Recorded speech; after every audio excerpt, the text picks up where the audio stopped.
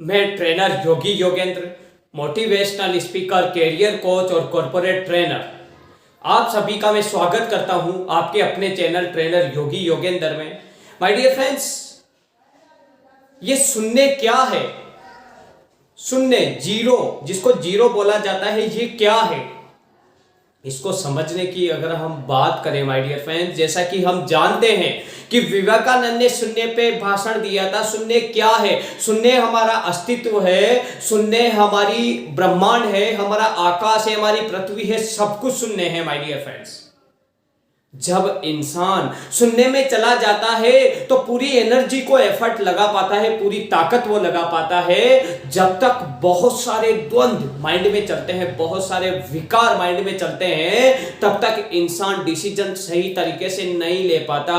और जब वो शून्य की ओर अग्रसर होता है, शून्य की ओर जाता है माय डियर फ्रेंड्स, तो निश्चित रूप से वो इंसान जो है अपने अस्तित्व को प्राप्त कर लेता है, अपने वास्तविकता को प्राप्त कर लेता है कि मैं कौन हूं, कहां से आया हूं और मेरा क्या अस्तित्व है। और यही विवेकानंद जी ने किया था, यही विवेकानंद जी ने किया था माय डियर फ्रेंड्स।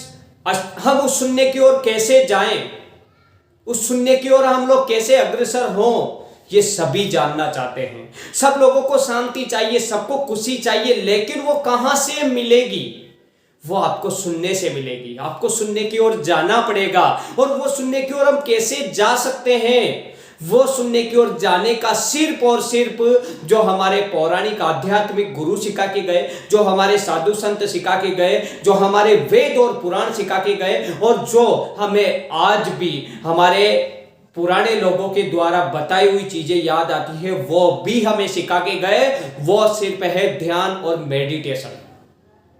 उसके द्वारा ही आप सुनने की तरफ जा सकते हैं। आप जिसको पाना चाहते हैं उसको पा सकते हैं। आप बैठिए, आप बैठिए, अपनी आंखों को बंद करके अपने लिए टाइम निकालिए और आंखों को बंद करके बैठिए और अपने आप में जाने की कोशिश कीजिए, अपने सुनने में जाने की कोशिश कीजिए, अपने आप को पहचानने की कोशिश कीजिए।